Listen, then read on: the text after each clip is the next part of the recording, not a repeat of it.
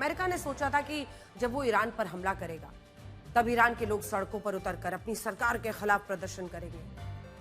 आपको याद होगा उन दिनों बड़े प्रदर्शन की बात हो रही थी और जब ईरान में सड़कों पर लोग पहुंच रहे थे तो अमेरिका जमकर उनकी प्रशंसा कर रहा था और फिर यही कहा दोनों ने कि हम तो वहां के लोगों को आजादी दिलाना चाहते हैं। लेकिन जानते हैं आज का सच क्या है? आज का सच है कि ये लोग उतर रहे हैं सड़कों पर, लेकिन ईरान में नहीं। ईरान में कोई भी व्यक्ति सड़कों पर रिजीम के खिलाफ नहीं उतरा, बल्कि अमेरिका में राष्ट्रपति डोनाल्ड ट्रंप के खिलाफ अब तक का सबसे बड़ा विरोध प्रदर्शन हो रहा है। 2 दिन पहले अमेरिका के 50 राज्यों में डोनाल्ड ट्रंप के खिलाफ करीब 80 लाख लोग सड़कों पर उतरे।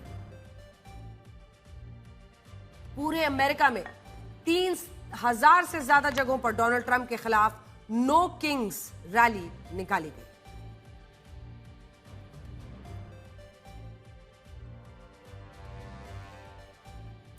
डोनाल्ड ट्रंप के खिलाफ इतनी बड़ी संख्या में उतरे लोगों का कहना है कि वो उनकी नीतियों से नाराज है।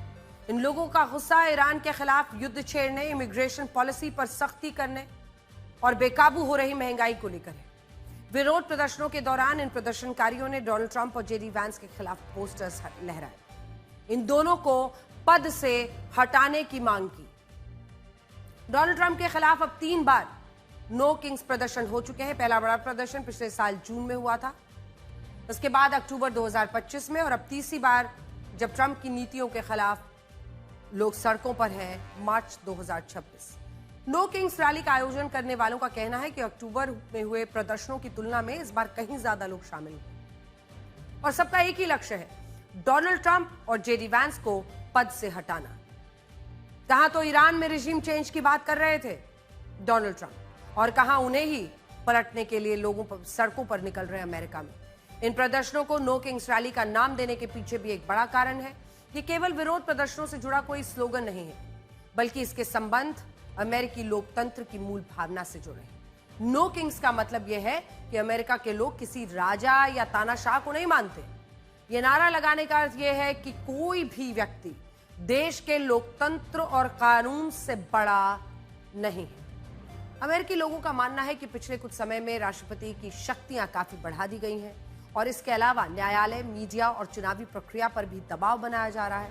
लोगों का मानना है कि डोनाल्ड ट्रंप आम लोगों के बारे में नहीं सोच रहे हैं, बल्कि अपने हिसाब से फैसले लेकर देशवासियों को मुश्किल में डाल रहे हैं। दरअसल लोगों का गुस्सा ईरान युद्ध को लेकर भी बहुत ज्यादा है।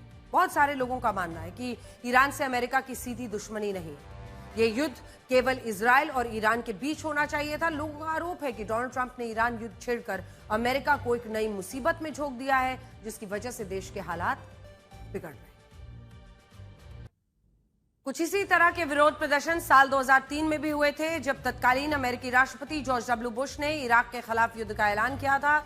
जॉर्ज डब्ल्यू बुश ने दावा किया था कि इराक के पास वेपन ऑफ मास डिस्ट्रक्शन है और उन्होंने नष्ट करना जरूरी समझा। दावा तो यह था कि इराक के पास रासायनिक और बायोलॉजिकल हथियार है। उस वक्त अमेरिका में जॉर्ज डब्ल्यू बुश के खिलाफ बड़े पैमाने पर विरोध प्रदर्शन हुए थे। लाखों लोगों ने इराक के खिलाफ युद्ध छेड़ने का विरोध किया था। प्रदर्शनकारियों ने तब कहा था कि वेपन ऑफ मास डिस्ट्रक्शन का दावा ही गलत है। लोगों का यह भी मानना था कि इराक ने अमेरिका पर हमला नहीं किया है, इसीलिए उसके खिलाफ युद्ध नहीं होना चाहिए। इन विरोध प्रदर्शनों के बावजूद केवल संदेह के आधार पर अमेरिका ने इराक के खिलाफ जंग छेड़ी और करीब 1 महीने में ही बगदाद पर कब्जा कर लिया। इस युद्ध के खत्म होने के बाद कभी कोई रासायनिक, कभी कोई बायोलॉजिकल हथियार, कभी कोई वेपन ऑफ मास डिस्ट्रक्शन नहीं मिला।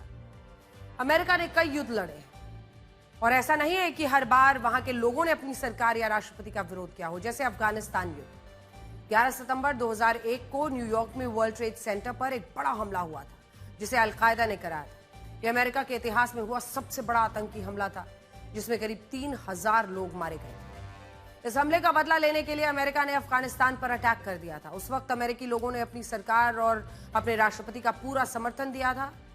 उस वक्त भी जॉर्ज डब्ल्यू बुश ही अमेरिका के राष्ट्रपति थे। यानी अमेरिका के लोग मानते हैं कि किसी अन्य देश के खिलाफ युद्ध लड़ना चाहिए जब अमेरिका को उनसे सीधा खतरा, और इसी वजह से उन्होंने अफगानिस्तान वॉर का समर्थन किया। लेकिन ईरान वॉर, उसके वो विरोध में।